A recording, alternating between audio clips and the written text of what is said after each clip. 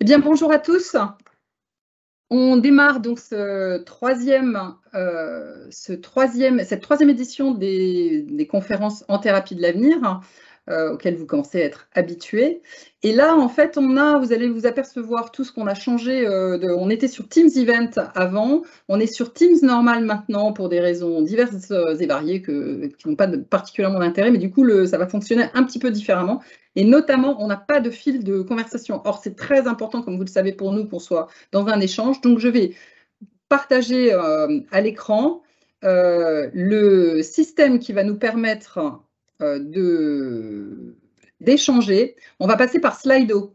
Donc, je vous demande à tous, donc plusieurs fois, je passerai cette affiche sur laquelle vous avez le code. Donc, il faut que vous vous connectiez à slido.com si vous êtes en ligne, mais c'est beaucoup mieux sur l'application téléphonique. Donc, vous allez sur les apps, Slido, vous n'avez pas de compte à créer. Vous allez sur Slido et vous entrez ce code. Et là, vous êtes sur le fil d'échange avec les intervenants, sur le fil d'échange avec les intervenants. Et j'insiste donc parce que voilà, merci de votre courtoisie, de ne pas, voilà, d'être vraiment sur l'échange avec les intervenants, avec toute votre courtoisie et votre politesse, pour vraiment apporter vos inputs, vos questions, vos commentaires. Soyons directement dans l'échange avec ces intervenants qui nous font l'honneur d'être avec nous aujourd'hui. Donc, alors, pour tester, on va prendre 5 minutes pour paramétrer ça. Donc, je vous laisse tous vous connecter à Slido par application, rentrer ce code et aller chercher notamment le poll, donc le sondage, où vous avez en fait on vous pose la question qui est la question de la conférence. Aurons-nous encore besoin de chefs au XXIe siècle? Will we still need leaders? Beaucoup de E in the 21st century. Donc, s'il vous plaît, répondez à cette question par oui ou par non.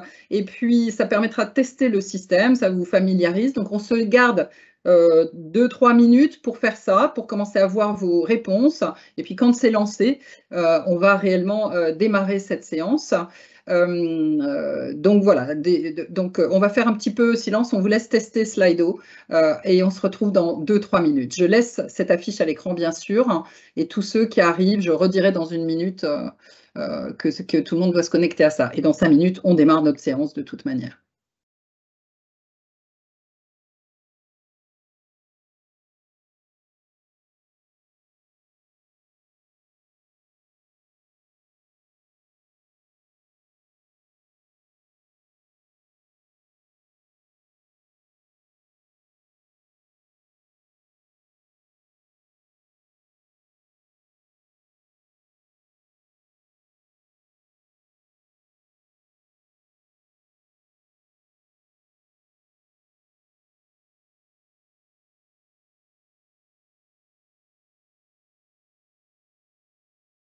Ouais, c'est super, on a déjà 21 réponses.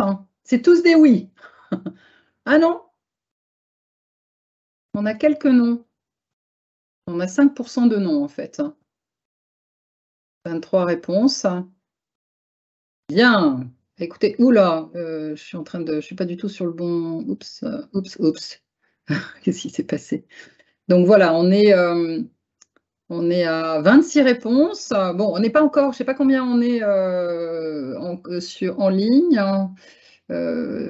Donc, mais bon, en tout cas, je vois que ça y est, ça s'amorce.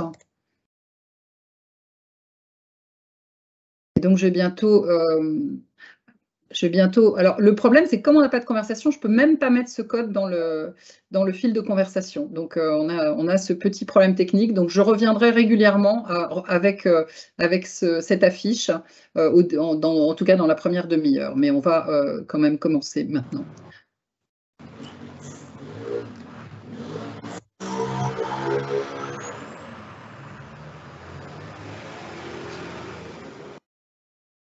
Merci. Bien, alors, donc maintenant qu'on a ce système qui a démarré, donc je vous accueille pour cette donc, troisième édition des conférences en thérapie de l'avenir. Donc vous savez que l'objectif est à la fois d'être des soigneurs de l'avenir. On est tous, vous êtes des étudiants qui avaient mission d'opérer dans le monde de demain et de le faire fonctionner, donc de le soigner. Donc c'est le premier aspect thérapeutique. Vous êtes des futurs thérapeutes de l'avenir, mais on a aussi l'autre angle qui est de dire qu'actuellement, les discours sur l'avenir sont assez effrayants. Attendez, est-ce que vous m'entendez pas? Si. Que les discours sur l'avenir sont assez négatifs, hein, bien sûr, hein, et que donc il est important, mais pourquoi j'ai qu'il est donc important de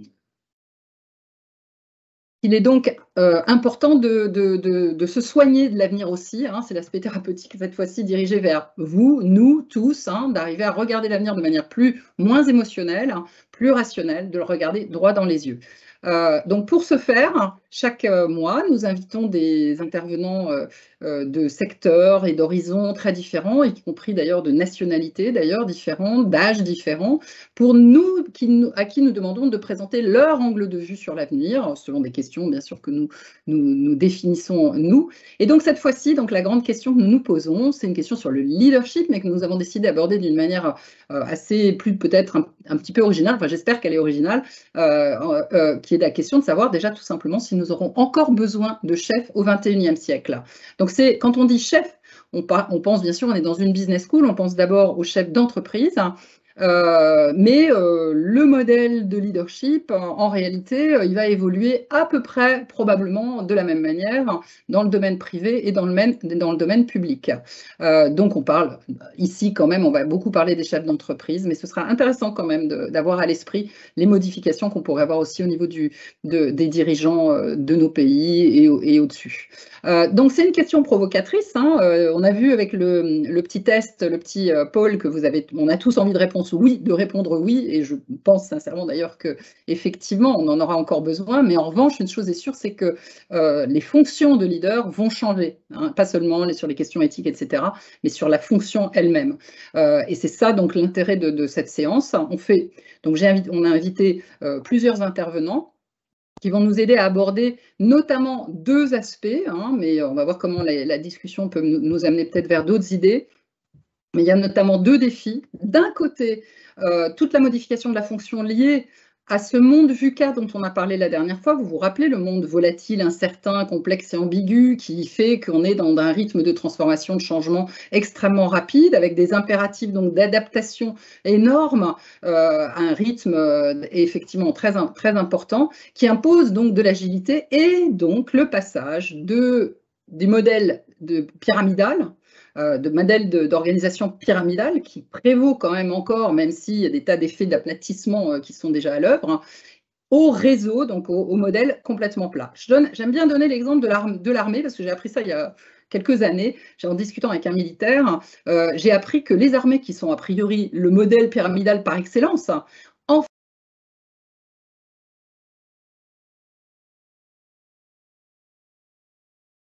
On ne vous entend plus.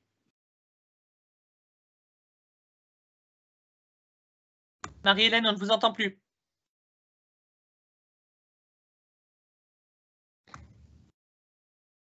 Vous êtes muté. Oui, je me suis mutée. Depuis longtemps 15 secondes, 20 secondes. Pour parler des militaires, contrairement au fait qu'on pense qu'ils sont une organisation très pyramidale, les militaires... d'accord, donc on est bien d'accord, donc c'est pas très loin. Merci Andrés. Donc voilà, j'étais en train de prendre l'exemple des armées qui sont des modèles typiques pyramidaux, mais en fait, quand elles sont stationnées et quand elles sont en campagne, elles passent sur des modèles très plats, où effectivement le rôle de leader change complètement de nature, notamment, et tous les rôles d'ailleurs changent de nature complètement, et les interactions, etc. Je ne vais pas rentrer là-dedans, on a nos intervenants qui vont nous parler de tas de choses, pas forcément de ça, mais je trouvais que c'était intéressant de vous parler de cet aspect-là. Et du fait donc que ce monde de guerre, hein, ce monde entre guillemets en guerre, hein, je ne parle pas là des aspects de guerre, mais au sens où vraiment on est sur un terrain maintenant qui est très mobile, où il faut effectivement être très réactif, et donc il faut changer absolument de modèle d'organisation et donc de fonction du dirigeant.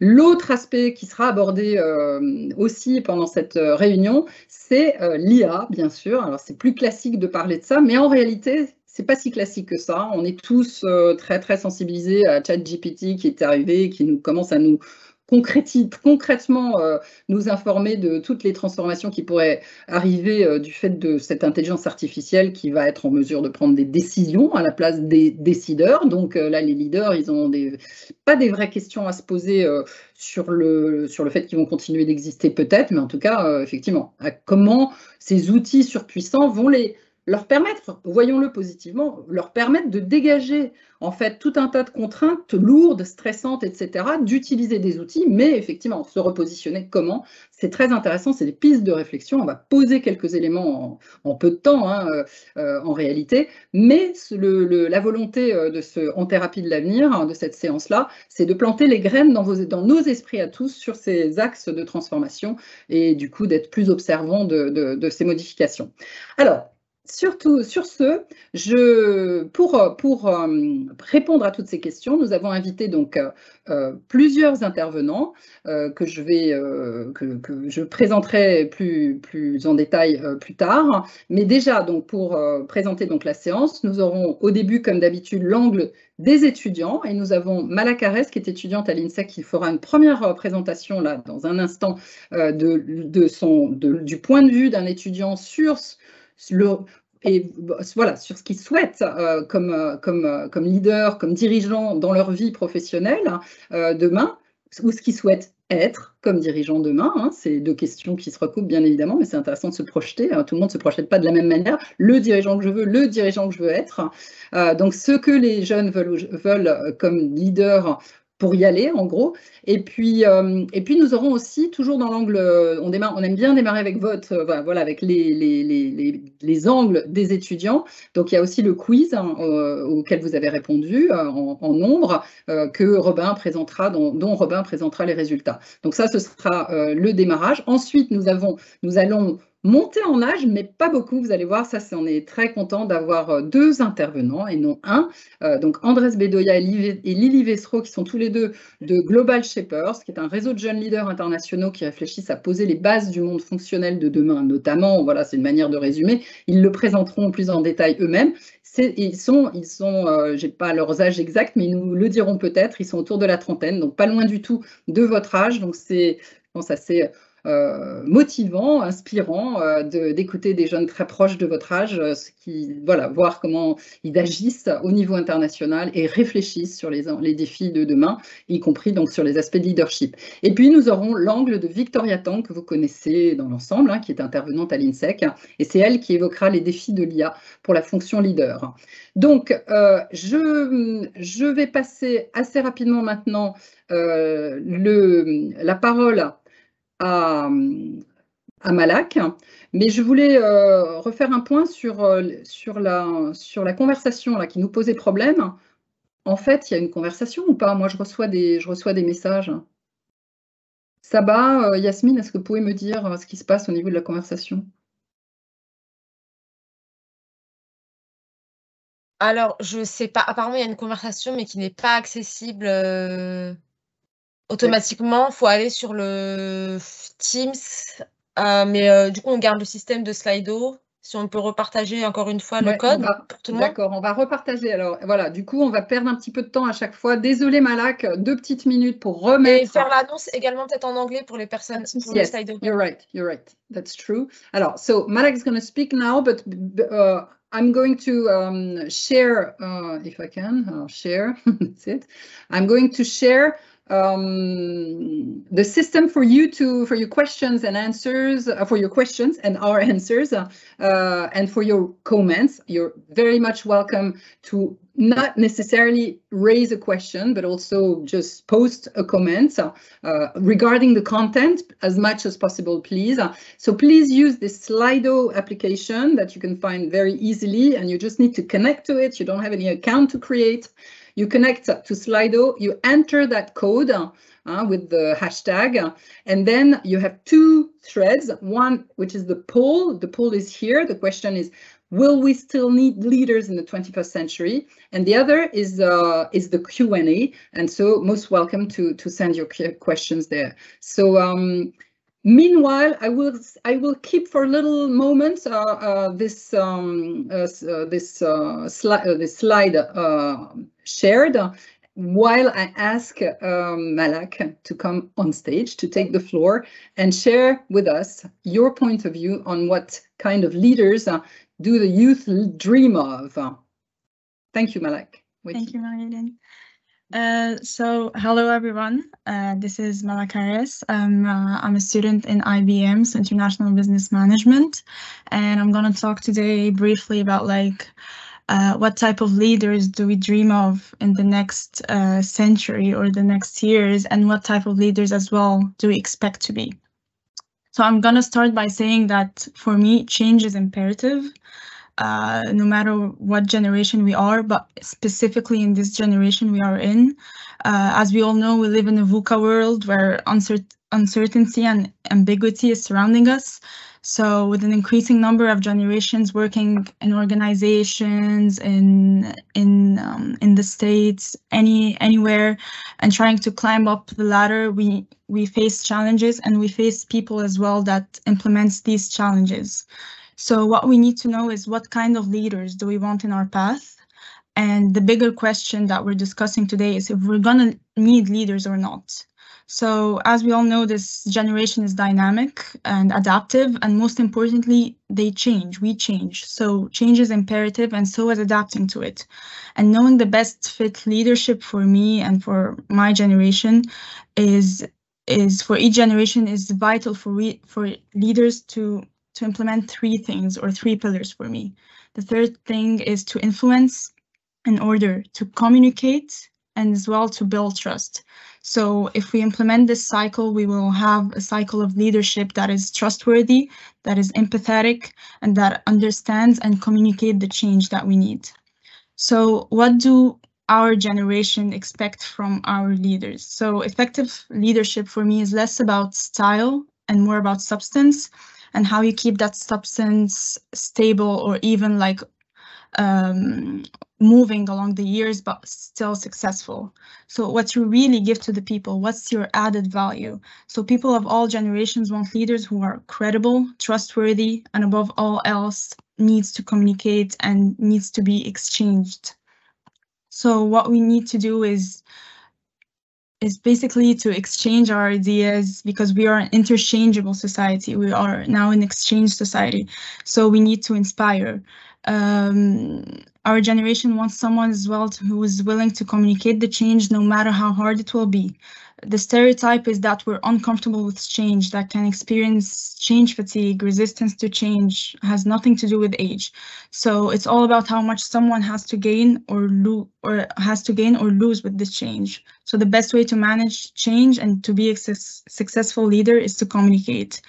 And for me as well, our generation needs someone to adapt, to listen, to engage in feedback and feed forward, to co-create a future with their team that will still stay with them no matter how they will rise, we will fall, because this is inevitable. And this is only the way that we will grow together. We need to be directive, but as well, not only with following orders. So someone who has more of a vision and not only a to-do list or a plan that will be implemented over the years, or like a 5-year plan or a 10-year plan that has no sense in it or has no vision in it. Someone that is more visionary, I think, will be more of a guide than a leader. And when he will be a guide, he will be the best fit style, or it will be the best fit style for leadership. So this includes a lot of characteristics, of course, like empathy, innovation, and agile leadership, an emotional intelligence and a collective intelligence as well. Someone who is individualistic will not be as successful as someone who has a collective vision in the upcoming generation. So for me, someone who gathers his vision and gathers his emotions as well, and his empathetic aspect to the team, and will put more of like positive input rather than a negative one, or rather than an ordinary one, or like more of an authoritative one, will be a more successful leader for the next generation, because we don't want one who has a one-way vision or a one-way path that will include only individualistic vision. We want someone with a collective leadership vision and a collective leadership aspect that will help us move forward and will help us grow and will help us as well be more creative. So for me, no matter how the generation will change, the idea and if the vision is there, even if the leaders will change, we will have a stable and collective point of view of what is leadership. So yeah, for me, we will still need leaders, but we will need them to change and to adapt as the society moves, as the generation moves, as every aspect of the world changes, because as I said in the beginning, change is imperative. We live in a VUCA world. Everything can change in a moment. Everything can change tomorrow. So we need someone who is ready for that, who wouldn't fall if something changes, and who would even rise above what he had in plan and what he had in his vision. So someone who is ambitious, someone who has a vision. And I think that if we have leaders like that, I think we will be leaders like that. If we have this image when we grow individually in our companies, in our societies, in whatever environment we are in, we would want to be the leaders that we have in our lives. So yeah, I think this is a very interesting topic to abord today, and I hope that we will discuss along the conference. Thank you very much, Malak. That was brilliant, and I like very much your idea of being a role model, which is indeed a very obvious role of a very pure one. And even if AI is there, the role model won't be played by AI. So thank you very much for your interesting ideas. The notion of guide as well instead of leader, and trust. We are in a huge crisis of confidence and trust. And rebuilding trust, which must start from above, is a really very interesting angle that you brought. Thank you very much, Malak. I will switch right away to Robin. Robin, on va repasser en français ou pas, je sais pas. Voilà, donc Robin qui va nous donc présenter, comme je l'ai déjà annoncé, donc les résultats du quiz. Est-ce que tu vas nous partager un petit peu des camemberts? Pas de partage cette fois-ci, pas de camembert bien pas de camembert. En fait, je vais juste faire un résumé de ce qui s'est passé parmi toutes les réponses, pas mal de réponses. Donc merci à tous d'avoir répondu. Vous savez, on est là du coup pour cette conférence sur le leadership, c'était le thème du quiz. On vous a forcément demandé qu'est-ce qu'était le leadership, forcément. On vous avait donné que c'était en gros, en général, une capacité à diriger et inspirer les autres. Donc nous verrons après avec notre super panel que ça peut être bien d'autres choses et comment ça se forme. On vous a demandé quelles étaient les qualités principales pour être un bon leader. Et les réponses qui sont le plus revenues, ça a été capacité d'adaptation, capacité de communication, sens de l'organisation. Mais bien sûr, toutes les réponses qui étaient données étaient aussi des qualités qu'un leader a besoin. Mais ces 3 points-là sont particulièrement importants dans le leadership et le fait d'être un leader. On vous a aussi demandé est-ce que le terme de leader est-il rattaché seulement à l'entreprise? Celle-ci était particulièrement intéressante et en fait la quasi-totalité des personnes ayant répondu, vous avez répondu non. En effet, un leader, c'est pas seulement dans le cadre de l'entreprise, tout simplement on parle d'un leader à partir du moment où il y a entre guillemets une équipe. Le leader, il est là pour gérer cette équipe et une équipe est toujours composée d'un leader parce que sans leader, elle irait pas très loin finalement. Donc le leader est présent partout, pas seulement dans l'entreprise, on peut l'utiliser vraiment partout. Un autre point intéressant que je souhaiterais soulever sur une question, c'est qu'aujourd'hui, Marie-Hélène en a parlé tout à l'heure, on parle beaucoup des IA, dont on a énormément parlé, ChatGPT. Vous avez sûrement déjà tous essayé au moins une fois ChatGPT, j'imagine. Et 85% des étudiants sondés pensent tout de même que l'IA ne va pas éliminer le besoin d'avoir des dirigeants. Donc, c'est plutôt optimiste de votre part. On en parlait tout à l'heure, les qualités d'un leader. Pour ma part, je pense que ça se trouve surtout dans le sentimental.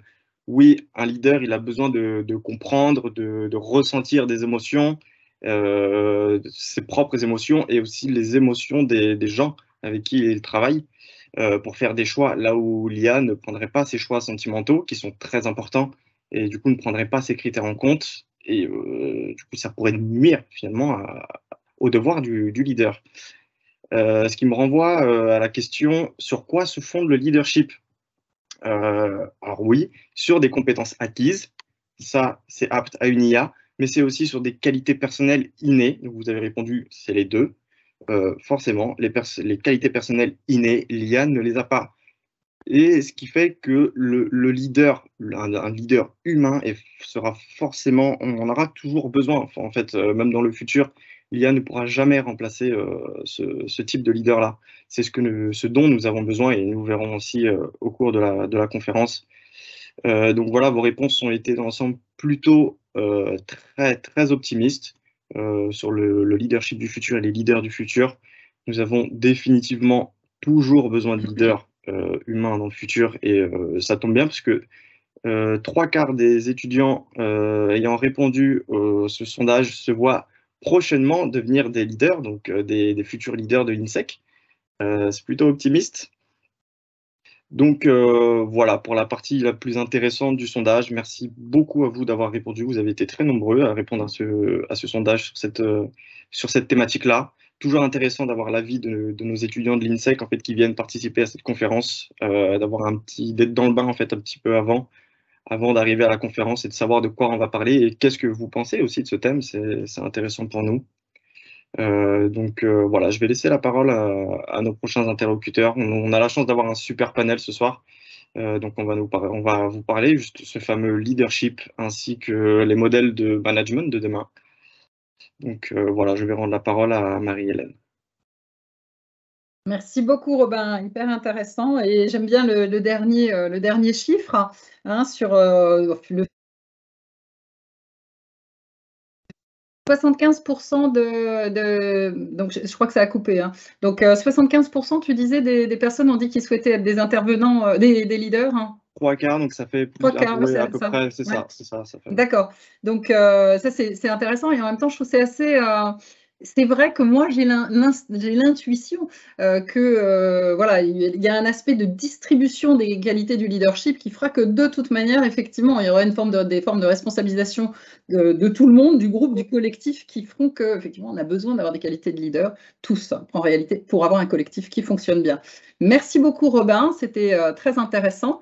Et nous allons enfin, on était très contents d'entendre les jeunes, mais nous attendons bien sûr nos keynote speakers que je vais appeler à connecter leur vidéo et puis que je vais, pendant qu'ils se connectent, vous présenter rapidement. Hein, donc, comme je disais tout à l'heure, c'est intéressant, ce sont des young leaders, hein, je pense qu'ils vont vous en dire un petit peu plus sur cette organisation Global Shapers. Et donc, je vous présente rapidement donc, la bio de Andrés Bedoya, qui a, je crois, environ 32 ans, mais il va nous le redire, qui est originaire de Colombie en réalité, mais qui vit en France, et qui, entre autres nombreuses activités, est le curateur et le président donc, de Global Shapers Paris, qui est une communauté, ça c'est ses mots à lui cette fois-ci, une communauté internationale issue du World Economic Forum, qui est composé de jeunes de 18 à 32 ans. Donc, vous voyez, on se situe dans ces groupes-là. Hein, il est diplômé de l'Institut national de service public, qui est l'ancienne ENA, et de l'Université de Paris-Dauphine, hein, en l'occurrence d'un master en droit et gestion publique. Depuis 2019, il aide à la conception des politiques publiques au sein du Lab d'innovation du ministère du Travail français. Il a conçu et mis en place le modèle d'accélération des projets de coopération internationale du secrétariat général ibéro-américain. Hein, donc là, ça fait référence à ses origines colombiennes, et où il est aussi l'un des 3 mentors. Que ce soit dans l'État ou au sein de l'ONG ou dans des organismes de coopération internationale, Andrés a dédié sa carrière, sa courte carrière, mais déjà extrêmement riche, à rendre les systèmes plus humains, plus cohérent et plus adapté à l'écologie de l'humain et à l'écologie de la planète.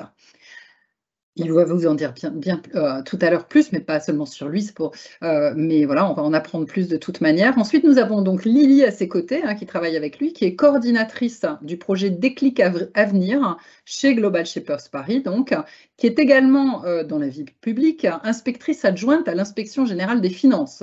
Lily est diplômée de Sciences Po, d'HEC Paris et de la Sorbonne. Lily a pu exercer des positions de leadership aux États-Unis et en Europe, notamment au sein du cabinet de l'envoyé pour la jeunesse des Nations Unies à New York, ou bien en tant que délégué jeune de la République française auprès du Conseil de l'Europe. Donc là, vous avez des parcours qui sont vraiment très, très intéressants, d'engagement en réalité, mais voilà, à des très hauts niveaux. Donc Lily est convaincue que la voix des jeunes doit être entendue sur des sujets aussi importants que la lutte pour l'égalité de genre, le financement des projets verts pour les pays en développement et la participation de la jeunesse à la vie politique comme à la société civile. Voilà, donc j'espère que ça vous envoie du rêve et que ça vous montre que ça démarre tôt l'engagement et que ça peut démarrer fort. Et je leur laisse la parole. Je suppose qu'ils sont là. Je vais, si vous ne partagez pas immédiatement un slideshow, est-ce que je peux reposter le code? Désolé, on a un système un peu bizarre, mais le code où vous allez partager tout de suite.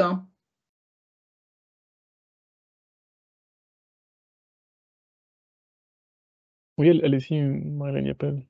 Bon, je peux partager un petit peu le code et vous, pendant que vous commencez? Bon, je vous laisse démarrer.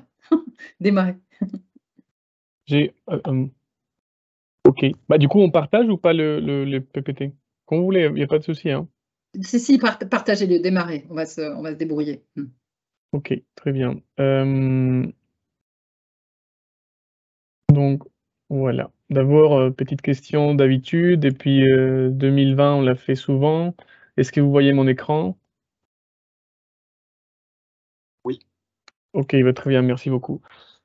Donc oui, donc comme l'a dit Marilyn, nous faisons partie de Global Shapers, qui est un réseau des jeunes à niveau international qui cherche à construire des solutions ou avancer des solutions à des problèmes extrêmement complexes et de pouvoir avoir une influence dans les espaces qui comptent. Le Forum économique mondial, c'est rendre compte que dans les espaces, dans ces rendez-vous de pouvoir, des soft power qui se font à Davos, dans lesquels il y a les gens les plus puissants de la planète, il manquait souvent la voix des jeunes. Donc, ils ont créé les Global Shapers Community pour amener des gens avec des perspectives assez fortes, parce que c'est des gens qui font des projets impact social dans leur ville d'origine. Et puis, ils peuvent aller à Davos ou bien dans d'autres espaces d'influence pour pouvoir exercer leur leadership et apporter leur perspective, comment depuis leur quotidien, de l'histoire de leur vie, et ils vont contribuer à mieux comprendre les problématiques et proposer des solutions parfois différentes. Il y a plus de 10 500 shapers autour du monde, plus de 455 hubs, un hub et du coup par ville, et plus de 150 pays et territoires qui font partie de ces réseaux. Et d'où la richesse des réseaux Global Shapers. Alors, dans le cas des Global Shapers, du coup, merci de nous avoir invités. On voulait poser quelques questions, mais je ne sais pas si c'est possible, en fait, de faire les questions. Je vais tout de même l'afficher pour que vous le réfléchissiez de votre côté. Donc, la première, c'était c'est une affirmation, les meilleurs projets se font avec des équipes multidisciplinaires. Et je voulais connaître si vous étiez d'accord ou pas d'accord. Bon, j'imagine que si c'est compliqué de faire pour la question de Slido, je vais continuer, mais du coup, voilà. Si vous le notez de votre côté, si vous étiez d'accord ou pas d'accord, en faisant un petit bâton ou quelque chose. Après, on pourra discuter à la fin de pourquoi ces questions. Donc, la première serait, les meilleurs projets se font avec des équipes multidisciplinaires. La deuxième question, la deuxième affirmation, c'est le plus important pour un leader est de savoir donner des tâches à chaque membre de l'équipe. Le plus important, les caractéristiques les plus importantes pour un leader étant celles-là. Voilà, donc que vous êtes d'accord ou pas d'accord, voilà, vous le notez de votre côté. Et puis maintenant, ce qu'on voudrait faire, c'est de vous présenter cette question de l'avenir du leadership. Est-ce que c'est de diriger ou de faciliter? La question, évidemment, c'est pas tranché, c'est pas toujours l'un ou l'autre, mais on voudrait partager par le biais des histoires que nous avons pu vivre et des projets qu'on a pu mener. 4 conclusions, donc qui pour nous sont importants à vous partager aujourd'hui. Le leadership, c'est des praticiens de l'empathie. Vous l'avez évoqué, hein, vous avez parlé d'une effective leadership qui doit être des personnes qui comprennent les émotions des autres, qui peuvent se projeter. D'ailleurs, l'avantage, on va dire, la différence par rapport à Nia. Le leadership d'avenir, c'est un leadership qui inclut la diversité et qui construit des cadres différents pour des personnes différentes. C'est un leadership qui est dans une culture du collaboratif et c'est un leadership qui repose dans les individus et dans toute l'écologie de ces individus. Donc, mais qu'est-ce qu'on veut dire par ces 4 affirmations? Bon, des praticiens de l'empathie. Où est-ce que j'ai pu comprendre cette question de praticiens de l'empathie? Il y a quelques années, j'étais envoyé aux Galapagos à concevoir des solutions pour avoir de l'eau potable pour 600 personnes aux îles Galapagos. Là-bas, on a été envoyé dans une île qui s'appelle El Progreso. C'est une île qui est à 600 km de la côte. Et voilà, donc on a choisi une des communautés pour travailler, c'était la communauté El Progreso. Cette communauté avait pendant 2 heures chaque jour une pompe qui donnait de l'eau potable à chaque maison. Mais c'était juste pendant 2 heures. Donc les gens avaient besoin d'avoir des réservoirs pour stocker cette eau-là. Et c'était de l'eau qu'ils ne consommaient pas. Donc ils achetaient des bidons d'eau, des bidons plastiques d'eau pour se fournir de l'eau potable. Vous allez dire, bon, bah, si l'eau venait d'une plante de traitement qui elle était potable à la base, pourquoi ne pas les consommer? Quand on fait l'immersion sur place, ben, on voit que les réservoirs d'eau potable ne sont pas des réservoirs. Et donc ça représente l'état des réservoirs qu'il y avait dans la zone. Ce pas des réservoirs qui donnent envie de boire de l'eau. On part sur un principe, on a une équipe pluridisciplinaire, enfin multidisciplinaire, avec des ingénieurs, des biologistes, des gens en sciences politiques, et on s'est mis autour de la table, hein, littéralement, on a parlé de quel type de solutions on pourrait mettre en place, comment on pourrait faire, quels sont les besoins. Et on a nos ingénieurs, nos sociologues, nos personnes spécialisées en sciences politiques, qui chacun propose une solution qui vient de leur discipline. Non, il faudrait bien faire des filtres d'UV pour pouvoir éliminer les bactéries. Non, il faudrait bien faire plutôt une pétition à l'État pour pouvoir faire valoir les droits à l'accès à l'eau potable. Et on n'arrivait pas à un consensus et on ne pouvait pas avancer. Au fur et à mesure, les jours passent et on avait pris le parti pris d'inviter chez les personnes de la communauté. Tout d'un coup, il y a un des personnes qui est allé, Raphaël, un de mes chers et anciens élèves, qui fait que l'équipe change de positionnement. Donc il dit, je ne veux plus seulement créer une solution pour la population d'El Progreso, je veux créer quelque chose pour Amparito et Gilmar. Amparito et Gilmar étaient les personnes qui logeaient Raphaël pendant son séjour. C'est là à tout débloquer. L'équipe ne voulait plus trouver une solution pour El Progreso, mais une solution pour des personnes auxquelles il tenait au cœur davantage. Cela a permis donc de prototyper des choses très simples, mobiliser l'intelligence collective du groupe, démontrer des solutions qui n'étaient pas la folie technique, mais qui faisaient le travail tout de même. Et cela a permis de choisir les solutions en recueillant avec des méthodes assez simples, qu'est-ce que les gens attendaient. Et ensuite, en discussion avec des laboratoires de retour à Paris, nous avons proposé une solution qui était facile à mettre en place, avec des filtres de piscine, avec des pompes qu'ils pouvaient trouver autour d'eux, et avec une méthode de nettoyage qui était fournie d'ailleurs par la mairie. Donc un partenariat public-privé dans lequel les personnes pouvaient payer avec l'argent qu'ils achetaient de bidons d'eau, ils pouvaient se payer les filtres d'eau potable, et la mairie venait faire la maintenance de ces filtres. Ces filtres coûtaient un tiers de ce qu'il coûtait la consommation d'eau des bidons d'eau, et c'était des choses qui pouvaient être faites sur place. On n'aurait jamais pu, avec une équipe multidisciplinaire, arriver à cette solution si l'empathie n'était pas dans l'équation. L'empathie ou la capacité de se mettre à la place d'autrui est clé pour un leadership de demain. C'est la manière d'intégrer toute la complexité. On parlait des VUCA au tout début de la conférence. Et c'est impossible d'intégrer une solution dans un système VUCA sans empathie, sans la capacité de se projeter et se mettre à la place des autres. Un deuxième enseignement, c'était, on parlait aussi, un leadership doit être un leadership adaptatif avec des cadres inclusifs. Pour cette histoire-là, qu'on voulait vous raconter, bah, du coup, on a créé, c'est pendant les confinements et là, les 2 histoires qui viennent, c'est pendant les confinements. Au moment des crises, parfois, c'est les moments de tester des choses et les gens sont plus prêts à prendre des risques et tester des choses, donc on a pu tester aussi notre leadership sur ces questions-là.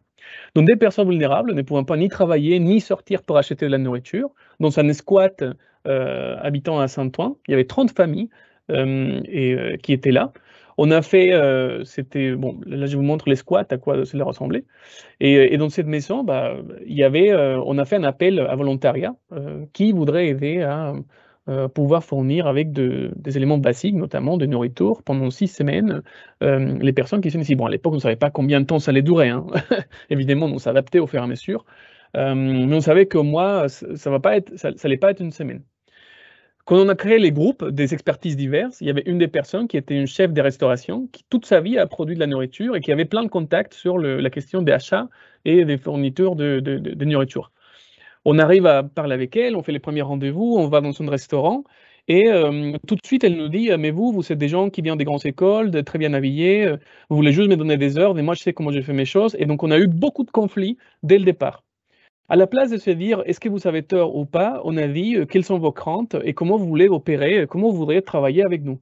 Elle a dit: «Moi, je veux que personne touche ce que je fais dans la partie nourriture, vous pouvez vous occuper du reste». On a discuté, on a dialogué, on est arrivé à un accord et on a créé un cadre dans lequel elle s'occupait, d'aller chercher la nourriture, l'amener, et faire tous les packaging et cette personne qui s'appelle Esperanza, d'ailleurs, c'est de l'espoir en français, tout en s'occupant de la question de la nourriture et de pouvoir aller chercher les choses, elle a été beaucoup plus à l'aise.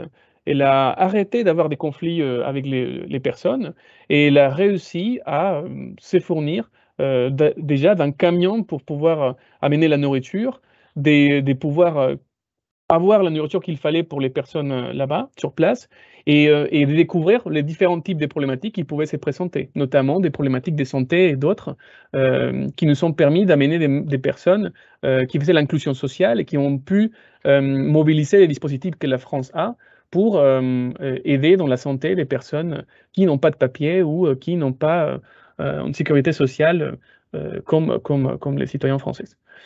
Et du coup, le fait de pouvoir donner à chacun un espace et un cadre, tout en respectant d'où ils venaient et les ressentis qu'ils ont pu avoir, nous a permis de, pendant 6 semaines, fournir de la nourriture, à ces familles.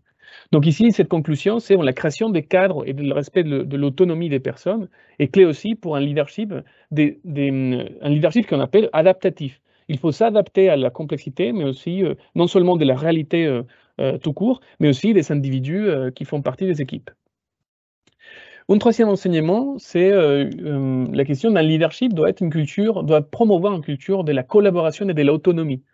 Pour pouvoir être le plus flexible, agile possible, on doit permettre à chacun de, soutenir un projet dès là où il peut le soutenir. Donc, pareil, pendant la pandémie, on s'est rendu compte qu'au tout début, il y avait beaucoup d'informations, la plupart des informations étaient fausses et du coup, on s'est dit entre plusieurs personnes en voyant qu'est-ce qui se faisait à l'international, quid d'avoir une initiative qui nous permet d'avoir la bonne information au bon moment. Et qui dit bonne information au bon moment, dit, adapter au fur et à mesure du progrès de la pandémie à ce que les gens en avaient besoin.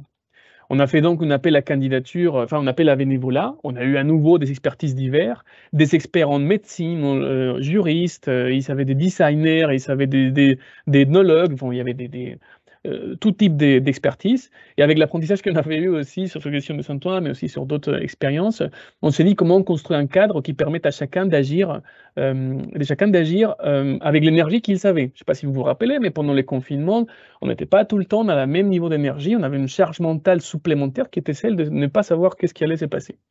Donc, on a créé un cadre avec un mode de fonctionnement. Voici, et l'objectif, c'est exactement comme on l'a montré à l'époque, hein. L'idée, c'était d'avoir des groupes, des pôles, on va dire, des groupes autonomes, chacun avec ses objectifs et chacun s'est chargé de s'assurer que son objectif était atteint. Mais du coup, il n'y avait pas seulement la question de distribuer des tâches, comme on disait au tout début, mais c'était de construire des cadres pour que les gens puissent exercer leur autonomie. Donc, il y avait des groupes qui se retrouvaient par des rendez-vous à une fréquence donnée, mais il y avait aussi le petit triangle là, c'était des moments asynchrones, donc des espaces dans lesquels les gens pouvaient accéder, contribuer et partir à n'importe quelle heure de la journée. Donc, par exemple, dans cette initiative, c'était la bonne information au bon moment, il y avait une équipe recherche usagers qui appelait des gens, faisait des appels téléphoniques pour savoir qu'est-ce qui était l'information idéale pour les gens à ce moment de la pandémie. On a commencé par savoir quand est-ce que ça va finir, qu'est-ce qui se passe vraiment, comment ça fonctionne scientifiquement. La deuxième semaine, les gens se disaient comment j'arrête de penser ça, je pense qu'à ça, je voudrais bien plutôt des activités de méditation et d'autres. Les parents, ils disaient comment je le fais avec mes enfants, enfin bon, quelles activités je peux le faire. Bon, il y avait une évolution, et à la toute fin, c'était et comment je reprends la vie, comment attention à la santé mentale, attention aux dégâts que ça a pu créer. Et donc, cette recherche usagée, les besoins d'usagers étaient publiés dans un document partagé, qui ensuite était vu par l'équipe de curation et création des contenus. Et du coup, on adaptait avec une Airtable, je ne sais pas si vous connaissez, mais c'est une espèce d'Excel++. On avait des grilles avec lesquelles les gens pouvaient tout simplement chercher des nouvelles qui étaient en adéquation à le besoin du moment, les écrire, mettre en illustration, dire voilà, c'est prêt pour publication, et ensuite l'équipe de développement pouvait tout de suite la publier.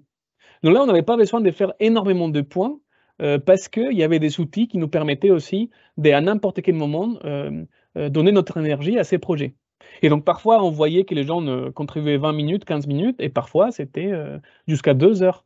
Et du coup, c'est respecter l'écologie des personnes, respecter comment les gens fonctionnent, et puis, évidemment, ensuite, pouvoir ajouter de la valeur.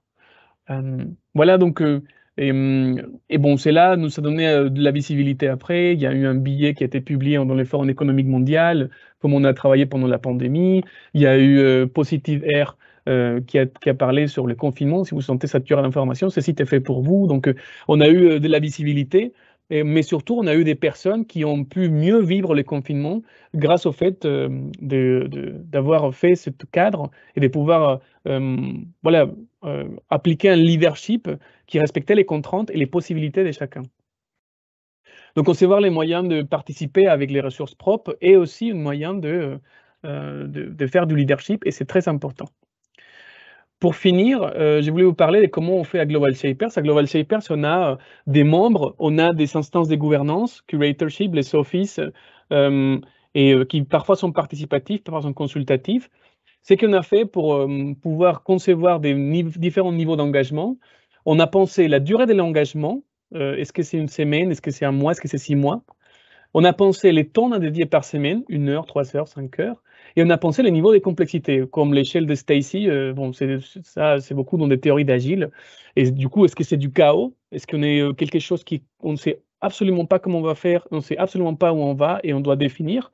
C'est plutôt, on a une complexité, des variables nous manquent, ou c'est quelque chose de compliqué, on sait exactement qu'est-ce qu'il faut faire, combien de temps ça prend et combien de ressources il faut, mais il faut juste le faire.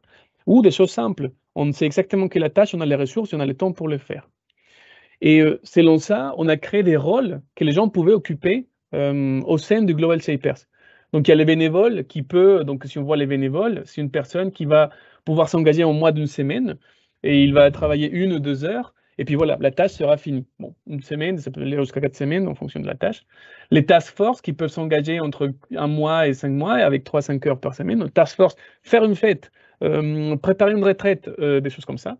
Les offices qui vont avoir un niveau de complexité assez élevé, donc on va leur donner des missions. Votre objectif, c'est tel, et c'est à vous de définir quelles tâches vous allez donner aux bénévoles. Ou les curatorship, qui c'est vraiment, parfois, il faut repenser quelles sont nos stratégies, repenser quels sont nos moyens d'intervention, et ensuite, comme c'est là, pouvoir agir en tant que collectif de 40-50 personnes. Bon, voilà. Ça, c'est un peu comme on fait à Global Shapers, comme on essaye d'implémenter les différents types de leadership, les différents apprentissages qu'on a pu avoir.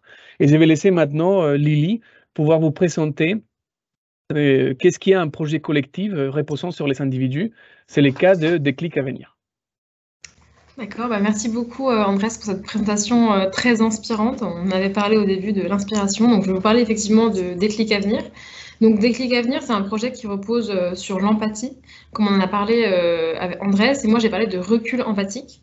Donc, pour vous donner un peu mon background, d'où je viens, moi j'ai fait un collège dans une zone d'éducation prioritaire, et comme on l'a mentionné, ensuite j'ai fait Sciences Po, j'ai fait HEC, j'ai fait l'ONU, et il y a un moment où je me suis arrêtée, où j'ai arrêté de penser à mon prochain stage, ma prochaine grande école, ma prochaine étape pour moi. Et je me suis posé la question de savoir, et les autres, ceux qui étaient avec moi au début,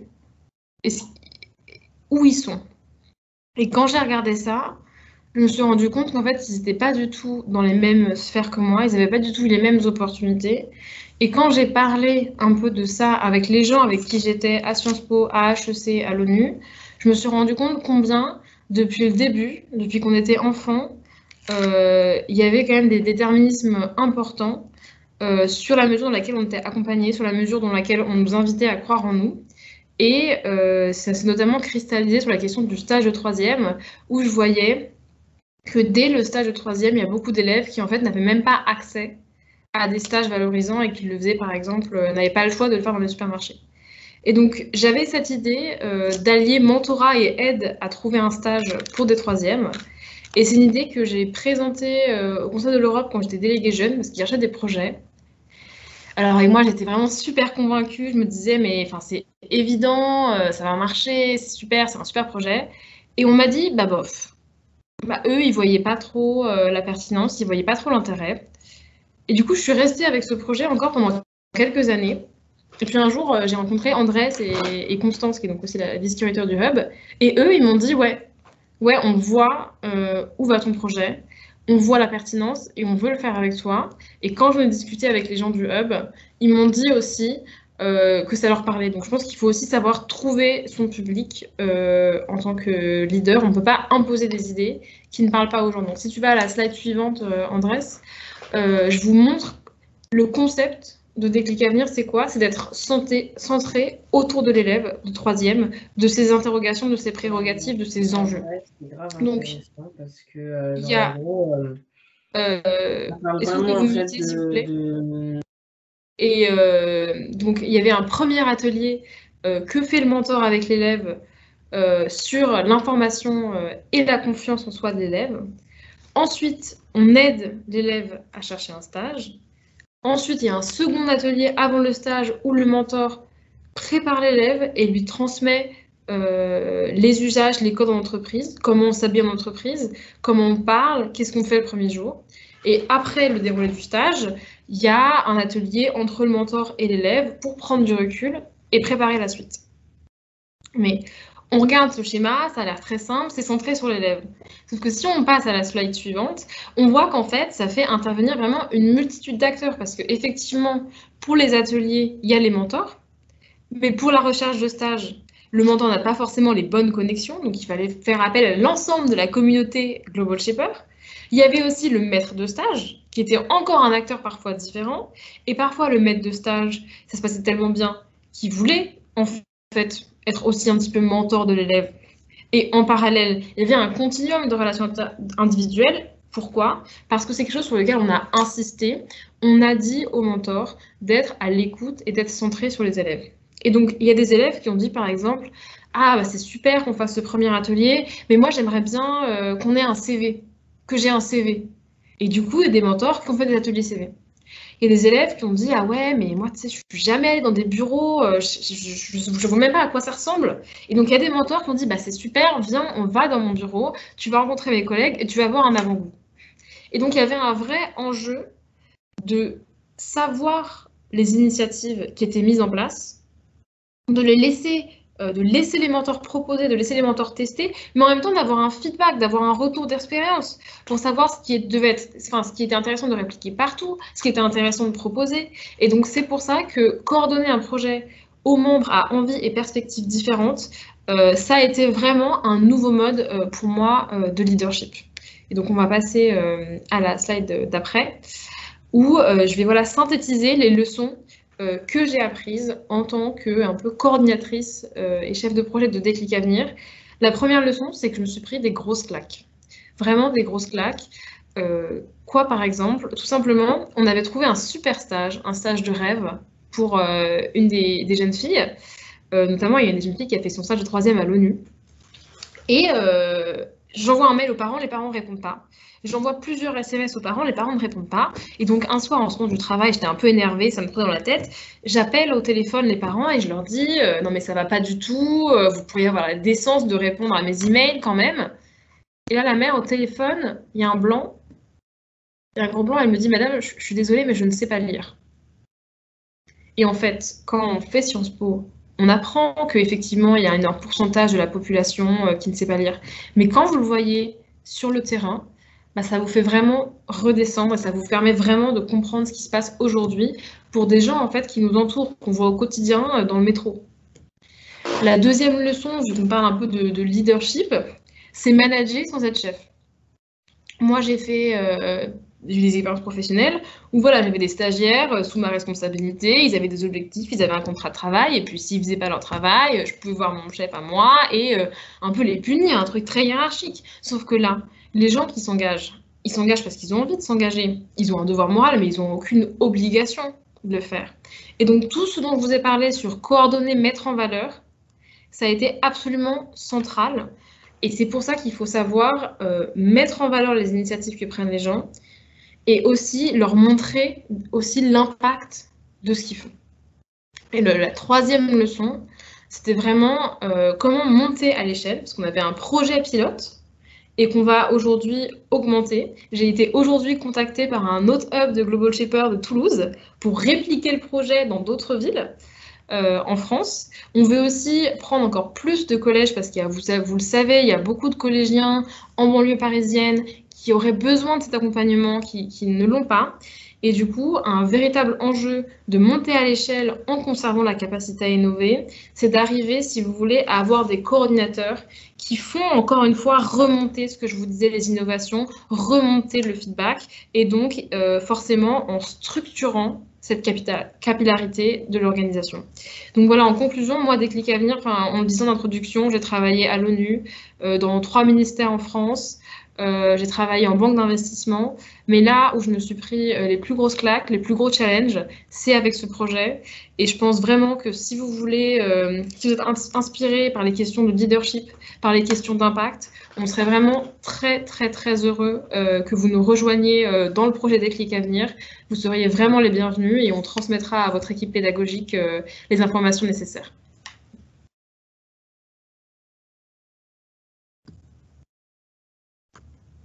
Super passionnant, very interesting, thank you so much. Donc oui, vous apportez plein d'idées nouvelles. Et moi, il y a une chose qui me frappe qui me paraît transversale un petit peu, je ne sais pas si vous allez être d'accord, j'ai un peu l'impression qu'il y a, et ça part du premier exemple sur El Progresso, mais j'ai l'impression de l'avoir retrouvé plusieurs fois, cette caractéristique de la communauté au service de l'individu, plutôt que le contraire. En fait, classiquement, on a plutôt un individu, voilà, tout puissant, le leader au service de la communauté. Et là, on a l'impression qu'il y a une inversion en fait de ça, en fait, qu'il y a encore autre chose, hein, il y a toujours une verticalité, mais voilà, c'est comme si la base était montée en haut et que voilà, donc ça c'est intéressant et qu'il y a un focus vraiment sur l'individu, multiple bien sûr, mais voilà. Donc ça c'est très intéressant aussi, manager sans être chef, hein, l'idée de d'ailleurs chef en français, et c'est la tête, hein, donc voilà, donc il y a une autre intervention, on parlait d'être la tête ou le cœur, hein, donc il y a plus cette idée d'être le cœur, hein, quelque part. Donc en tout cas, bon, plein de choses super intéressantes, mais voilà, je vais surtout inviter Yasmine et Saba à nous rejoindre et à nous faire part des questions, remarques éventuellement vous aurez trouvées sur les chats. Je vais les remettre d'ailleurs, je vais remettre la slide, hein, je ne sais pas. Est-ce qu'il y en a du coup? Est-ce que ça marche quand même la conversation? Alors oui, ça fonctionne. Pour le moment, on n'a pas beaucoup de questions, on a uniquement une seule. Donc n'hésitez pas à poser vos questions, on va vous remettre le petit code. C'est très simple, il suffit juste d'aller sur le site internet et de rentrer le code. On n'a pas besoin de créer de compte ou quoi que ce soit, donc c'est très rapide. Et pour le moment, on a donc une première question qui est leader ou manager, quelle est la différence?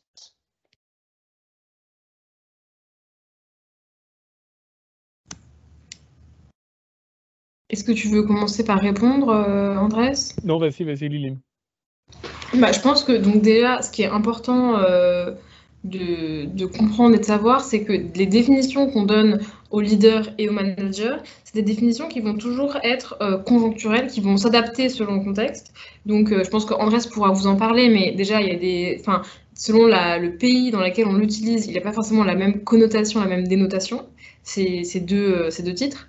Mais donc, moi, à titre personnel, la différence entre un leader et un manager, je pense qu'un manager, c'est quelqu'un qui, on a daily basis, chaque jour, va gérer les opérations et va aussi avoir une responsabilité hiérarchique. Donc, c'est quelqu'un qui va être en charge vraiment de la coordination. Alors qu'un leader, pour moi, ça a une connotation un petit peu plus holistique.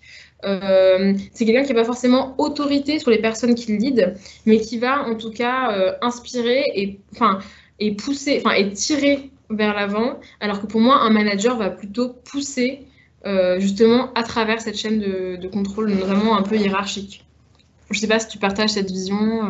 Tout à fait. Et j'aurais peut-être quelques éléments pour des compléments, complètement d'accord déjà. Mais aussi, quelque chose de culturel aussi. Tu disais, il y a une culture dans les entreprises. Il y a des entreprises qui cherchent à se développer, à une culture d'exploration, d'innover. Il y a des cultures qui sont plutôt l'exploitation, l'amélioration continue des objectifs et les atteindre. Et du coup, je pense que là, on peut très bien voir le leader et les managers. Les managers vont avoir des objectifs, vont avoir de l'amélioration continue, vont avoir de contrôle de gestion. Et les leaders vont être plutôt dans l'exploration, dans une vision, dans une nouvelle manière de répondre à des sujets complexes et dans une question de générer l'adhésion et être ouvert au changement. Donc, la différence que je vois aussi, c'est dans l'attitude et dans l'état d'esprit. Parfois, les managers, on va dire, comme classiquement on peut le trouver dans la littérature, même si parfois on dit, ouais, voilà, il faut avoir ses compétences, etc. On voit que la plupart de l'enseignement d'un manager c'est plutôt la gestion de la finance, de la juridique, etc., de contrôler les choses qui existent déjà et s'assurer d'arriver aux objectifs. Là où un leader va être plutôt, c'est des gens que, comme vous le disiez au tout début, dès qu'il y a un groupe, il y a un leader qui sort. Et ce leader va être plus ou moins performant si il peut avoir il peut s'inspirer, il peut voir là où il va ajouter de la valeur. Vous avez parlé de ça au début, c'est exactement la valeur d'un leader. Et donc, j'ajouterais juste ces questions-là, la question culturelle de l'entreprise ou de l'organisation. On peut les identifier assez facilement.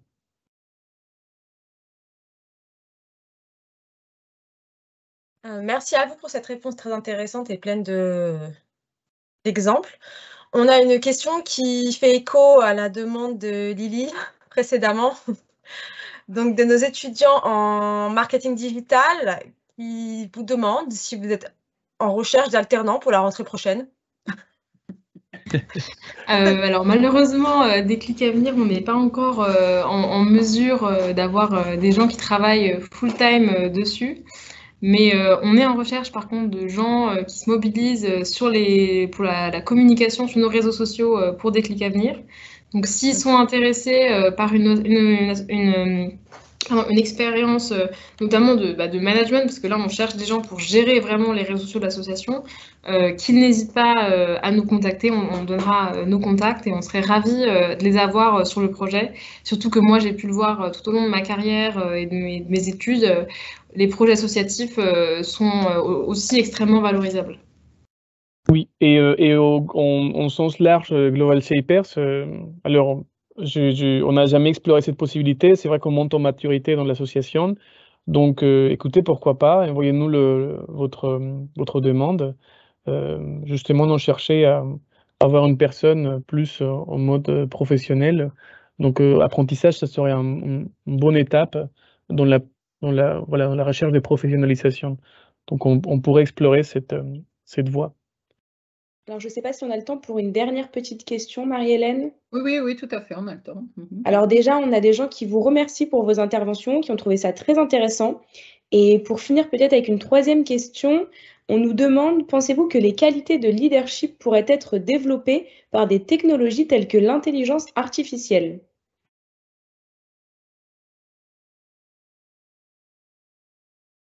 Ok, je me lance alors. Et du coup, je pense que l'intelligence artificielle peut faire mieux que... Enfin, comment dire? Pour moi, aujourd'hui, pour un leader, l'intelligence artificielle peut faire mieux que 90% des personnes qui ne savent pas sur un sujet. C'est-à-dire que si moi, je veux, je sais pas, me lancer dans l'immobilier, je connais rien à l'immobilier. L'intelligence artificielle pourrait m'aider à trouver la bonne information, au moins démonter en charge assez rapidement, mieux que 90% des personnes qui ne savent pas. Mais jamais va être mieux que 100% des personnes qui savent. Donc pour moi, c'est juste, avec conscience de cette limite, je pense qu'au niveau de la connaissance sur moi, l'intelligence artificielle peut aider comme une barre de recherche plus à monter en charge dans la mise en place d'un projet ou de quelque chose. Donc notamment, aujourd'hui, on voit, on peut faire des plans de communication, on peut faire des vidéos, on peut faire des scripts, on peut faire des scripts d'interview. L'autre jour, on demandait à notre impact officer de nous faire un plan d'un impact report, et c'était ChatGPT qui l'a fait. Donc il me l'a envoyé, il a dit voilà, ChatGPT nous propose ça, peut-être construisons à partir de ça. Et c'est notre expertise qui est venue compléter, et évidemment il manquait des choses, hein, mais c'était déjà une très bonne base. Donc pour moi, ça nous enlève à un certain chemin, mais je dois penser que c'est tout le chemin. Voilà. Oui, moi je vais peut-être être un petit peu moins nuancée. Moi j'ai vraiment l'impression que en termes d'exécution, en termes de réflexion, l'intelligence artificielle peut vraiment nous aider et apporter des progrès. Mais l'intelligence artificielle, c'est de l'intelligence. Et pour moi, l'intelligence, c'est une partie Enfin, il manque à l'intelligence pour devenir du leadership. Tout ce dont on a discuté, donc être inspirant, être humain, toutes ces relations interpersonnelles qui vont permettre, comme je disais, aux leaders de tirer ses équipes vers le haut, de créer une cohésion de groupe. À mon avis, l'intelligence artificielle n'est pas en mesure de... Alors, Lily, vous êtes mutée, il me semble. Ah pardon, excusez-moi. Oui, j'allais dire... Non, ça arrive souvent. Je disais justement, l'intelligence artificielle est très intelligente, donc elle se serait sûrement démutée, mais ce qui lui manque, à mon sens, c'est des qualités humaines, des qualités d'interaction. Un leader, c'est quelqu'un qui tire son équipe, déjà qui la soude et qui la tire vers le haut.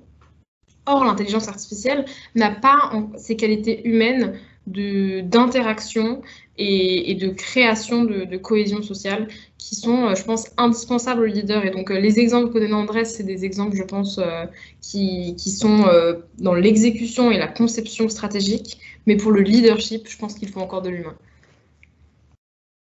Merci beaucoup, merci à tous.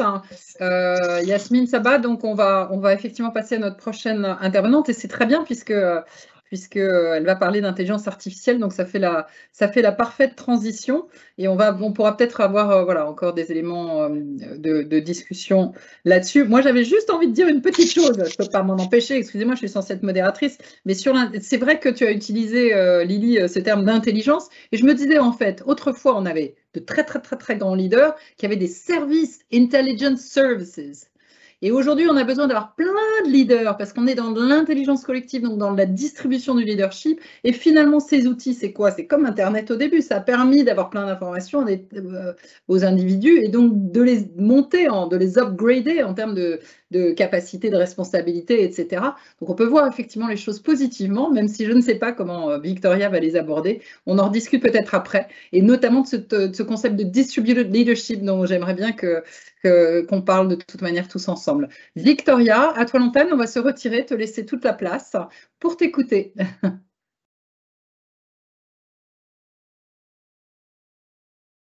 On ne t'entend pas, Victoria.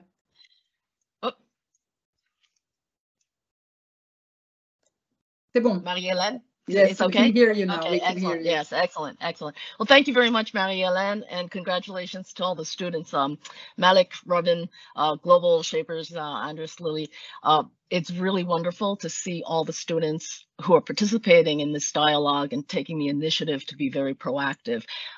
It's very inspiring coming from an American point of view, and seeing the European and global initiatives of young students is very inspiring to see the collaboration and again, it is leadership and proactivity that and the engagement that you need.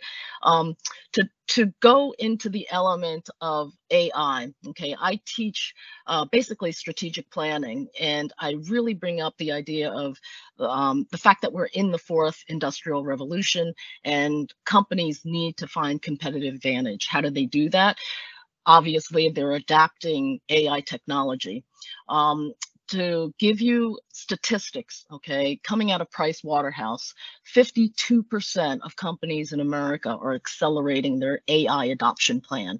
What does that mean? That means that by the end of 2023, beginning of 2024, 86% of companies will believe that AI will become mainstream technology. Now, it might be different in Europe or Asia and the Middle East, but if you think about the superpowers developing AI technologies and implementing AI processes into their businesses to become competitive, it won't be long before European has to. They will be forced to adopt AI within their systems. AI technology is becoming more robust. It's cheaper, it's affordable, or it will become more affordable, which means it will be more accessible to integrate. I love the fact that you talk about influence, communication, trust. That's a big one in my lectures. Collective vision, localized solutions, all excellent. Most AI systems can learn and work independently without human intervention. Right now, systems are good. They're logical, process-oriented. They can do tasks, not necessarily create, but that's evolving exponentially, which means it's a powerful tool, right? With ChatGPT and Baidu coming in, Google has launched their AI system. It means it's becoming a powerful tool across both public and private sectors. AI is primarily used across three methods. Automation, right? One, automation. AI does labor-intensive, dangerous, or repetitive tasks. This frees up labor, right? You know your economics, labor, division of labor, for other parts of an operation of a company. Two, data collection. Data collection and analysis. So AI gathers insights from data and they use it, they give it to managers or I won't say leaders, because leaders is very subjective. They give it to executives or management, directors of a company to use that information to make better decisions. Then simulations. AI is driving different scenarios in order to predict outcomes and suggest or implement a course of action. How does that help a manager or leader in a business? It helps them make more cost-effective decisions by predicting results or consequences, and then taking operational decisions to make a company more profitable or to get results faster. So the big question is, how will leaders integrate AI and manage such a powerful tool? And right now, there is no collective global regulatory system, and that's very dangerous. What skills will someone actually need to know in the age of AI? And actually, we're in an intelligence revolution. Okay, so try to remember that terminology. Intelligence revolution within a fourth industrial revolution, which means traditional leadership skills that you've been taught, which means influence, having communication skills, sort of rhetoric, having vision or empathy. That's all really, really still important, but traditional tools, as you know it, will not be effective. You will be essentially be taught humanized leadership, which means that in order to bridge relationships between robots and people, right, you have like a third element. It's sort of like B to C to C or B to C to B, that type of thinking. So it'll be now not people to people, but it'll be people to robots to people. Right. And so that interaction of that third party is going to definitely require you as young people to acquire skills that you may think that you don't need. So, for example, complex problem solving skills. It's definitely needed with a focus on innovation, which means you really should understand the power of AI technology within the context of your industry or sector, whether it's a public or private sector. Proficiency or fluency in computer algorithms, excellent. If you have that, you'll know how to actually propose risk models using data, statistics, variables, correlations, not just human intuition, which is gut, right? Your gut feeling for something. Number 2, so I have like 7 humanized leadership skills. Critical thinking, the ability to think transversally, or as you say, multidisciplinary across divisions and functions, incredibly important. Number 3, creative thinking. You need to be able to find, as global shapers, you mentioned this, finding localized solutions in a creative way. If there's a macro problem, but you need to find a micro solution, excellent. That's in a way goes into survivability. 4, you can sort of talk about it as soft skills in general. The ability to manage people, which is what you're learning now. A people-first approach, definitely trust. Emotional and cultural intelligence that brings in diversity, compassion, empathy, with authenticity, transparency. So even though you have vision, right, you do need to be able to share it, but it definitely, in a world of fake news and what do you call that, deep fakes, you don't know what's real and what's not real at a certain point. So there needs to be transparency on all the available information. Humility and humanity, to retain that sense of life and human behavior, feelings, responses, and also intuition. Negotiation skills, of course. Communication skills, of course. 5, decision making. 2 components of decision making, which is ethical judgment, right? So from a morality standpoint, if a robot is making a judgment on ethics of which way to go, which decision to make, but there could be serious consequences on level 1 scale or level 2 scale, which decision needs to be made. So there needs to be still a process of ethically judging whether something is right or wrong.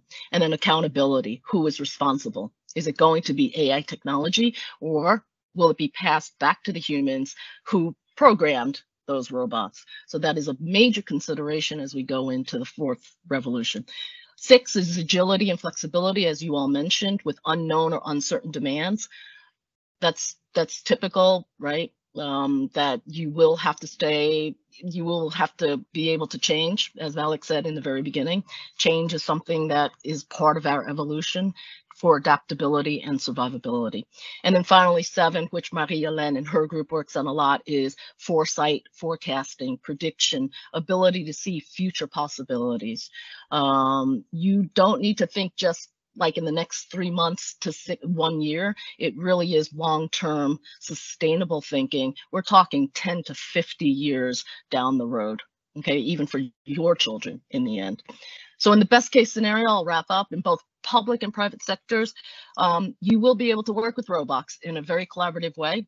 Right? Best case scenario, you will be able to make better decisions. You will be able to improve operational effectiveness and drive innovation with the assistance of AI. In the worst case scenario, humans will actually lose control of AI as it exponentially grows. People can abuse or scam people using ChatGPT or any open AI system. And there's something called Taylorism, which is similar. It's sort of an extension of Marxism. And when you blend Marxism and Taylorism with AI, you get something called robotic process automation. Robotic, which is RPA. And RPA limits and controls the freedom of workers by creating strict systems to do specific jobs. So you may be tasked, you may be given a particular job to do, but in fact, a robot which is programmed may actually know, right, and control you by what you can actually perform. That's the danger, right? The extra danger will be supercharging automation by injecting RPA with cognitive technologies. So this is now machine learning, speech recognition, natural language processing, and to automate basically higher order tasks that require perception and judgment capacities or capabilities of humans.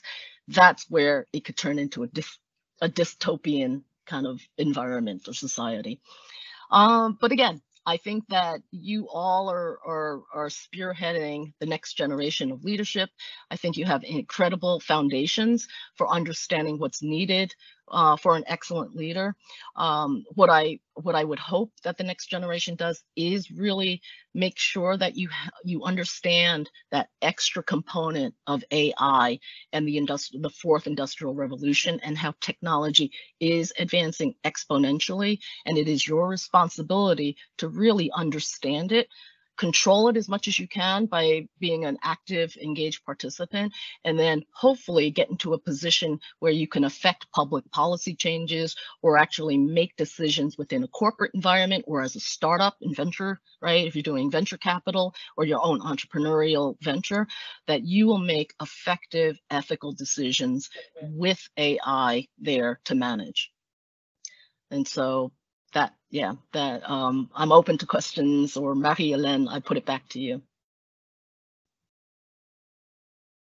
Thank you so much, Victoria. This was really amazing about challenges and opportunities, which is a very balanced presentation. On the bright side of life, I find that there is also an opportunity indeed in being more human. Will we have more humans, because the humans will have to reposition themselves on precisely what is completely human, leaving all the technicalities which to the machines.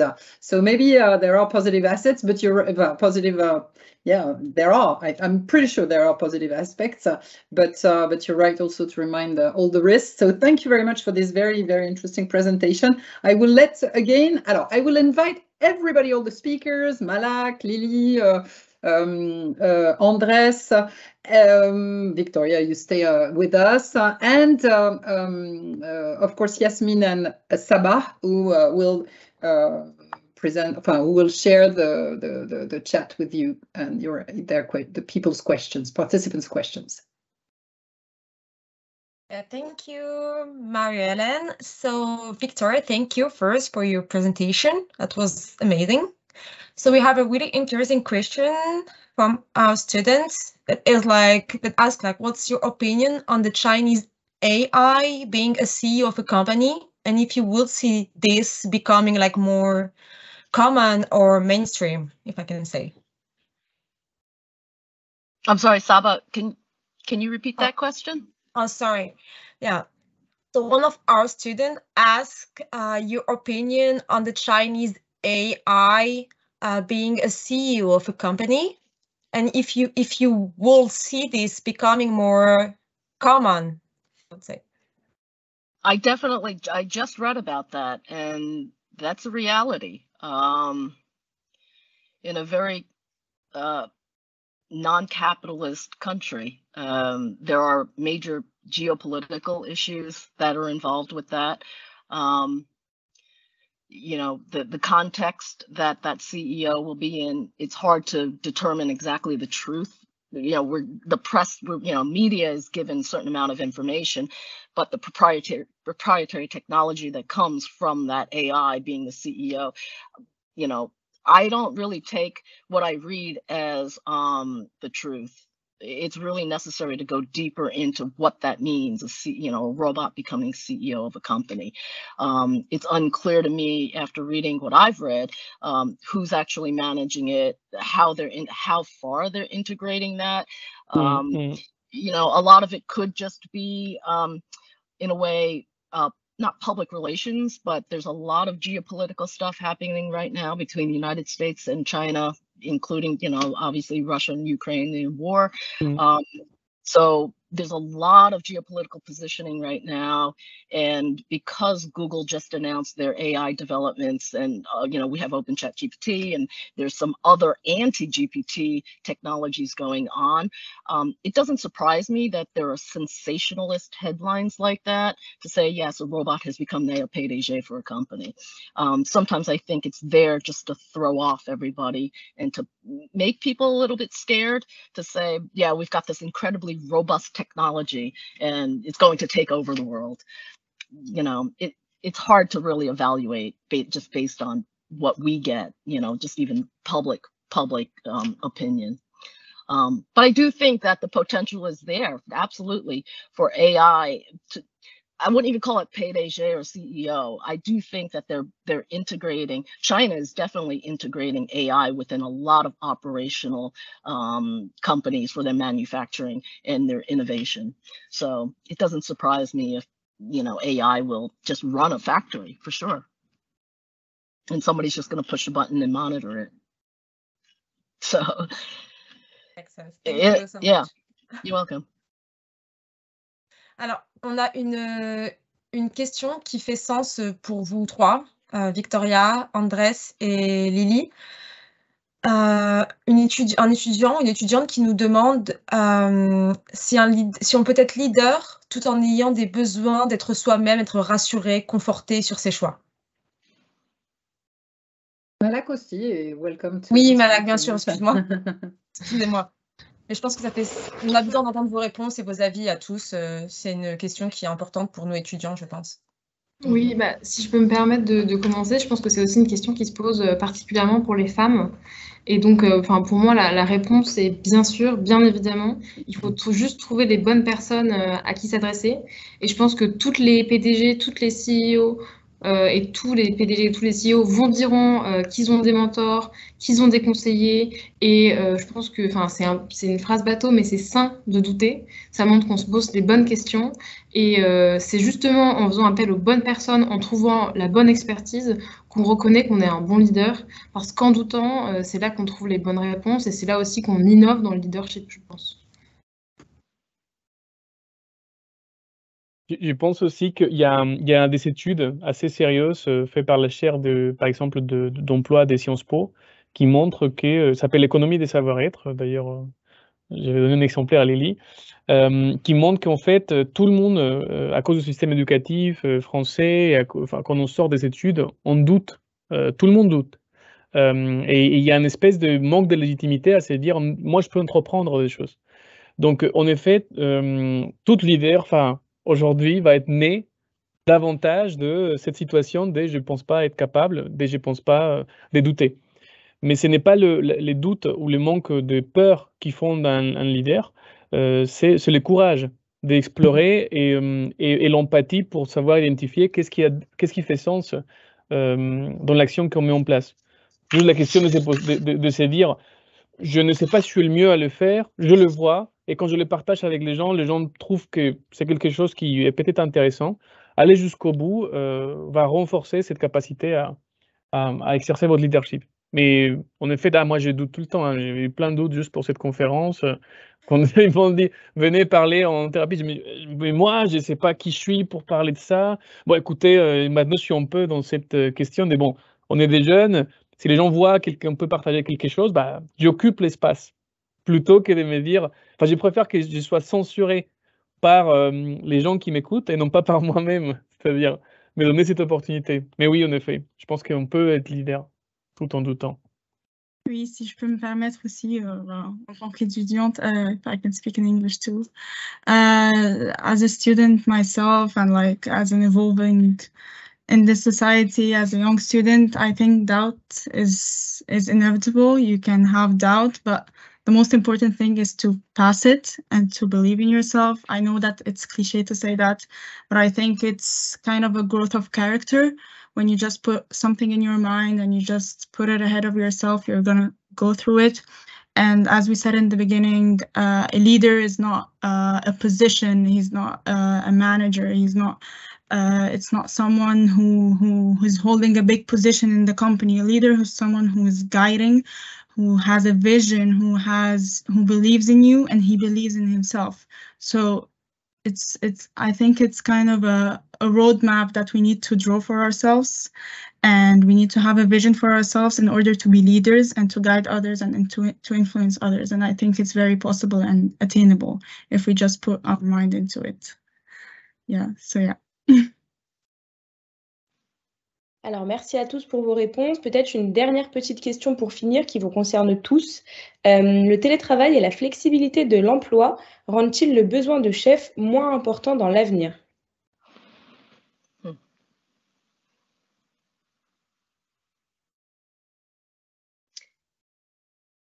Could I answer that question? Okay, great.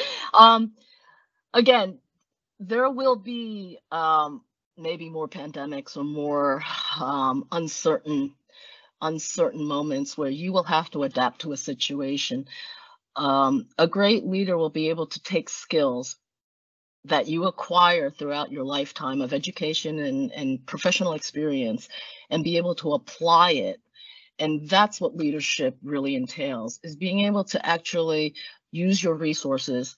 It doesn't lessen the responsibility. It doesn't lessen your need to collaborate with others and guide others, as Malik says, you know, having a vision, but being able to actually use it to help others achieve a goal or to help others succeed in their task or in their vision as well. That's all part of leadership. So teletravail and the ability to actually connect digitally. This is in a way similar to AI. There will be technologies that are going to be new that you don't even know about right now, right? In 10 years, 20 years, there'll be even something different like holograms or 4D technology or nanochips and things like that. There will be things that you will have to adjust to. But again, the platform is the platform. Whether you communicate with someone on TikTok or Instagram, or you do teletravail on Zoom or Teams, it doesn't matter, or call up, right? Pick up the phone and talk to somebody. You will actually have to connect with that other person, or maybe a robot on the other side. So leadership won't change. You will just have to adapt to the actual channel of communication and the platform in a way.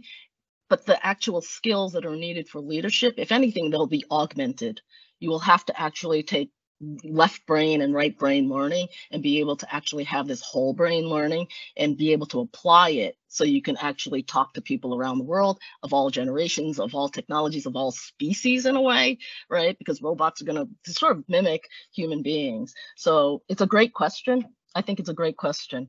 But again, I think that leadership will become even more important as these technologies become more digitalized. Sorry, that was my contribution. Maybe a small comment on that. Pardon, j'ai commencé en anglais. Et ouais, du coup, pour moi, juste un petit question pour moi, c'est ça va pas changer. Enfin, le besoin des chefs lié à la culture. C'est une culture d'exploration, une culture d'exploitation. On voit aujourd'hui beaucoup de travail des France Stratégie qui montre que beaucoup d'entreprises en France sont plutôt dans la culture d'exploitation, c'est-à-dire faire un produit à moindre coût, etc., etc. Et sur ce type de cas, les chefs, voilà, ils sont la culture qu'il faut pour, enfin les chefs, quand je parle chef de point manager. Parce que bon, je ne sais pas si la question impliquait c'était des managers ou des leaders. Mais du coup, je pense que ça ne va pas changer. C'est une partie, jusqu'à présent, il a toujours existé ces deux polarités, on va dire. Pourtant, on va avoir besoin de plus en plus de leaders pour les services qu'on ne connaît pas aujourd'hui ou pour les ressources. Parce qu'avant, on pouvait dresser un plan à 5 ans. Aujourd'hui, on ne sait pas si on va avoir les ressources pour produire quoi qu'il soit, même si c'est numérique. Donc, il y a un besoin des leaders pour voir comment on explore sur ce monde complexe. Lily ou Malak, vous voulez rajouter quelque chose ou est-ce qu'il y aurait encore une... Non, il est déjà 33, je crois qu'on va arrêter là. Il me reste à vous remercier tous. Bien sûr, nos intervenants, Lily, Andrés, Victoria et Malak, mais également ma chère équipe qui a fait une fois de plus un travail génial et super agréable. Donc bravo à tous, merci. C'était un beau sujet bien traité avec des angles très différents. Qui évoque voilà, le fait que oui, le leadership va changer. Mais moi, je retiens quand même aussi de toute cette discussion le fait que cette notion de distributed leadership, le fait que les fonctions vraiment du leader vont devoir être acquises par par tout le monde en fait, d'une certaine manière, et qu'on a les outils pour ça. Soyons positifs, il y a des défis bien évidemment, mais on a des outils, voilà, l'information, l'intelligence artificielle sont donc au service de tous les individus, alors qu'avant, c'était des outils qui n'étaient au service que de très peu de dirigeants. Donc, c'est tout ça tombe très bien, ça crée une société complexe, ça y contribue, mais c'est aussi la solution. Ça crée la complexité, ça solutionne la complexité pour une société donc de gens responsabilisés, mais ça ne va pas de soi, hein. La responsabilité, c'est pas juste des outils, il faut aussi de l'éducation derrière, etc. Et c'est pour ça que c'est intéressant de discuter de tout ça dans ce contexte d'école.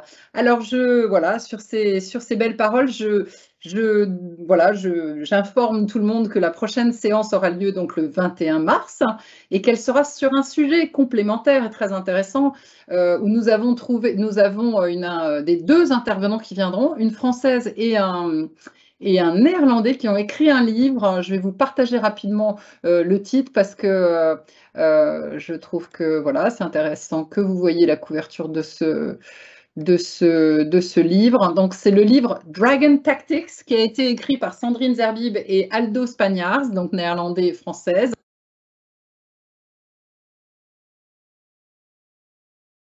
Marie-Hélène, vous êtes mutée. Marie-Hélène? Oui, ça y est, c'est revenu. Donc, je disais, donc voilà, nos deux intervenants, nous avons les deux auteurs de ce livre la prochaine fois qui viendront nous parler donc des tactiques des entrepreneurs chinois pour mieux diriger dans l'incertitude, donc dans le monde VUCA, donc c'est vraiment très intéressant. Et voilà, avec En thérapie de l'avenir, on trouve que c'est vraiment intéressant de se tourner vers d'autres zones culturelles majeures désormais de l'avenir, où il se passe des choses très intéressantes, des modèles d'organisation très intéressants qui peuvent nous inspirer. Il ne s'agit pas de les copier intégralement,